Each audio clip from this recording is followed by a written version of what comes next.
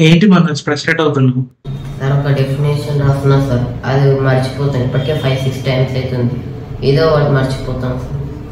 అసలు actual definition ఏంటి? అక్కడ ఉన్నట్టు ఒకసారి నాకు చెప్పు. The process by which water change from liquid state to vapour state on heating is called evaporation. So ఇప్పుడు డెఫినేషన్ ప్రకారం ఏం చేంజ్ అవుతుంది? వాటర్. ఎలా ఉన్నది ఎలా చేంజ్ అవుతుంది? లిక్విడ్ నుంచి వేపర్గా. లిక్విడ్ నుంచి వేపర్గా ఎప్పుడు? హీట్ చేసేటప్పుడు. హీట్ చేసినప్పుడు అంటే వాటర్ని హీట్ చేసినప్పుడు లిక్విడ్గా ఉన్న వాటర్ వేపర్గా మారుతుంది, అది ఎవాపరేషన్. అంతేనా? సో నీకు ఇప్పుడు అర్థమైంది కదా?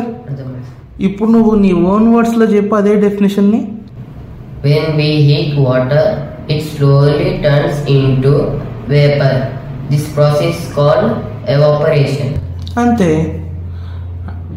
చూసావు ఇప్పుడు ఎంత ఈజీ అయిందో. అంటే ఇందాక నువ్వు వర్డ్స్ ని మాత్రం ఏదో విధంగా నీ మైండ్ లో స్టోర్ చేయడానికి ట్రై చేసావు, అందుకని నీకు అది కష్టం అనిపించింది.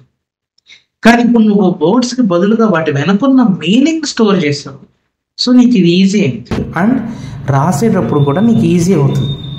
సో ఎప్పుడైనా ఏదైనా ఒక కాన్సెప్ట్ చదివేటప్పుడు నేర్చుకునేటప్పుడు అర్థం చేసుకో, అంతేగాని అక్కడ ఉన్నది ఉన్నట్టు చెప్పడానికో గుర్తుపెట్టుకోవడానికో ట్రై చేయొద్దు.